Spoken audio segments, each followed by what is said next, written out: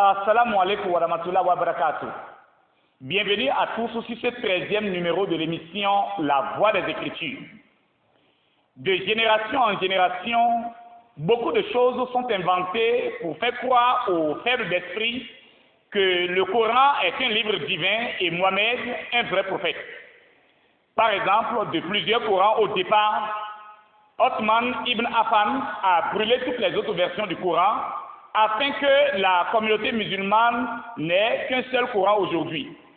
Ainsi, la génération suivante se glorifie d'un seul Coran, croyant que c'était ainsi au départ.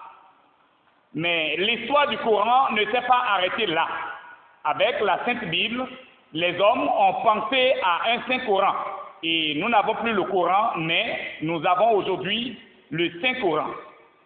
Mais il fallait quelque chose de meilleur que la Sainte Bible. Et grâce à la volonté humaine, nous avons maintenant le noble Coran. Mais ce n'est pas seulement l'histoire du Coran qui est actualisée de génération en génération. Mohammed devient aussi un objet de vénération. Ce n'est plus le prophète, mais le saint prophète. Comme aujourd'hui le titre donné à Mohammed est le saint prophète, voyons ensemble cet aspect de la vie de Mohammed et vérifions en quoi cela ressemble à la sainteté. Aïcha était la fille de As-Siddiq Abu Bakr, l'un des meilleurs compagnons de Mohammed. Selon l'histoire islamique, elle était très belle et Mohammed l'a demandée en mariage. Voici le témoignage de Aïcha sur son mariage avec Mohammed. Dans Sahih al-Bukhari, tome 3, hadith numéro 3894, Aïcha dit ceci. Le prophète m'a épousé, demandé ma main qui lui fut accordée alors que je n'avais que 6 ans. Toujours dans Sahih al-Bukhari, tome 3, un autre hadith, hadith numéro 3896, on lit ceci. Khadija, la mère des croyants, mourut 3 ans avant l'émigration du prophète à Médine. Environ 2 ans après sa perte, il épousa Aïcha, la mère des croyants. Elle avait 6 ans, il consomma cette union quand elle eut 9 ans. Pour mieux confirmer qu'elle n'avait que 6 ans quand Mohammed l'épousa et 9 ans quand il eut des relations sexuelles avec elle, Aïcha dit dans un autre hadith ceci, tout en étant épouse du prophète, je jouais encore chez moi à la poupée. Je recevais quelques amis de mon âge qui partageaient mes distractions. En voyant l'envoyé d'Allah rentrer, elle se dérobait à lui, mais il les rejoignait et les envoyait jouer avec moi. Sahih Bukhari, tome 4, hadith numéro 6130.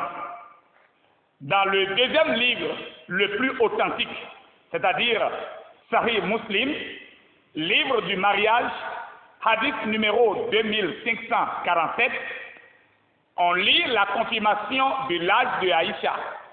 Il est écrit ceci.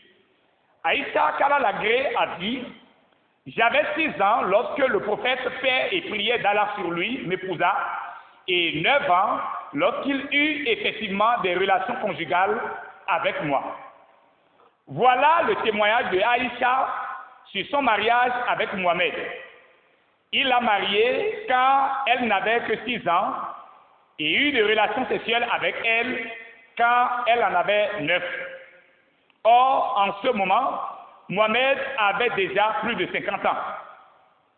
Comment appellerait-on aujourd'hui un homme de plus de 50 ans qui a eu du sexe avec une fillette de 9 ans? À vous de juger. Mais Aïcha n'a pas seulement parlé de son âge lors de son mariage avec Mohammed. Elle évoque aussi quelques moments spéciaux de leur relation. Ainsi, elle dit, quand l'une de nous, femme du prophète, se trouvait en période de menstruation au fort de ses règles et que l'envoyé d'Allah avait envie d'elle, il lui ordonnait de mettre son nizar, c'est-à-dire tissu que les femmes entourent au bassin et ils disposaient d'elles. Sahih al-Bukhari, tome 1, hadith numéro 302. Donc, ici, Aïcha nous apprend que Mohamed se servait d'un tissu pour avoir du sexe avec ses femmes pendant leur menstruation. Certains pouvaient dire, et alors, après tout, c'est sa femme. Oui, il est vrai que c'est sa femme, mais le problème ici, c'est que Mohamed dit dans le Coran qu'Allah a interdit de jouir d'une femme pendant ses menstruations et exige qu'on s'éloigne d'elle. Par exemple, lorsque vous prenez la sourate 2, le verset 222, il est écrit ceci, et il s'interroge au sujet de la menstruation des femmes. Dit, c'est un mal. Éloignez-vous donc des femmes pendant leur menstru et ne les approchez que quand elles sont pures. Quand elles se sont purifiées, alors cohabitez avec elles suivant les prescriptions d'Allah, car Allah aime ceux qui se répandent et il aime ceux qui se purifient.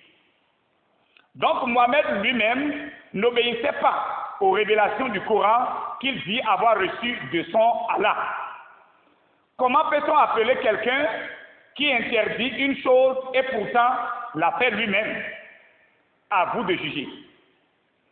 Dans la Sira Rasulullah, c'est-à-dire la biographie du prophète de Ibn Hisham, Aïcha raconte une anecdote qui prouve qu'elle connaît Mohamed comme sa poche. À la page 291, on lit ceci. Le prophète prit beaucoup de captives chez les Banu Mustalik et les répartit entre les musulmans. Parmi les captives se trouvait Jouaïria, fille de Yarith, chef de leur clan. Aïcha racontait, lorsque l'envoyé d'Allah fit la répartition des captives des Banu Mustalik, Jouaïria, fille de Yarith, fut attribuée par le sort à Thabit ibn Shamas. C'était une femme belle et séduisante. Aucun homme ne pouvait résister à son charme. Elle voulut se marier par contrat avec Thabit et vint trouver le prophète pour demander son aide dans la rédaction du contrat. Aïcha racontait, à peine l'ai-je vue à la porte de ma chambre que je l'ai pris en grippe. Je savais que le prophète allait succomber à son charme. Jouaïria entra chez le prophète. Envoyé d'Allah, lui dit-elle, je suis Jouaïria, fille de Yarith, seigneur de son clan. Je suis, comme tu le sais, victime du malheur qui a frappé notre peuple. Le sort m'a attribué à Thabit ibn Shamas et j'ai tenu à l'épouser par contrat. Je viens demander ton aide pour sa rédaction. Voudrais-tu, répondit le prophète, une solution bien meilleure, laquelle? Je t'épargne de la rédaction de ce contrat et je t'épouse. Je le veux, envoyé d'Allah. C'est entendu, confirma le prophète. La nouvelle de ce mariage se répandit parmi les musulmans. Ainsi donc, ici, tout comme Safia à Kaïba, Jouaïria revenait déjà par le sort à Thabit ibn Shamas. Et la femme alla solliciter l'aide de Mohamed pour la rédaction de son contrat de mariage. Mais dès qu'Aïcha a vu la beauté de la fille, elle a dit qu'elle savait que Mohamed ne pourra pas résister à son charme. Et effectivement, dès qu'il a vu la fille, Mohamed lui demande de renoncer à Thabit et de l'épouser. Si une femme vient solliciter ton aide pour la rédaction de son contrat de mariage et que tu te sers de ton pouvoir pour la pousser à renoncer à son conjoint pour toi, comment peut-on t'appeler? À vous de juger. Mais Aïcha révèle aussi l'un de ses travaux domestiques en tant qu'épouse, enfant, parmi les nombreuses femmes de son mari. Dans Sahih al-Bukhari, tome 1, hadith numéro 229, il est écrit ceci. Aïcha raconte, Je lavais les taches de sperme du vêtement du prophète. Il sortait à la prière, les endroits lavés, encore mouillés. Voilà un peu les tâches de Aïcha en tant qu'épouse de Mohamed. Le plus embarrassant dans tout ceci est que le Coran recommande dans la sourate 33, le verset 21, de prendre Mohamed pour un excellent modèle à suivre. J'ai une question à te poser. Après avoir écouté tout ceci, pourras-tu prendre Mohamed comme un excellent modèle à suivre pour ta vie? Je te prie d'interroger ta conscience avant de prendre une décision. On ne meurt qu'une seule fois et tu le sais bien. Mais avant de te laisser, écoute les avertissements donnés par le Seigneur Jésus dans Matthieu chapitre 7, le verset 20. Il est écrit ceci. Faites attention aux faux prophètes. Ils viennent à vous habillés avec des peaux de mouton, mais au-dedans, ce sont des loups féroces. Vous les reconnaîtrez en voyant ce qu'ils font. On ne cueille pas du raisin sur des cactus. On ne cueille pas des figues sur des plantes piquantes. Oui, un bon arbre produit de bons fruits.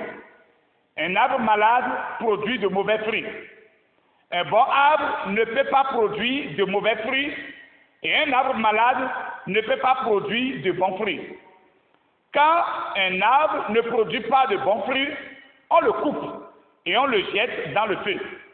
Donc, vous reconnaîtrez les faux prophètes en voyant ce qu'ils font.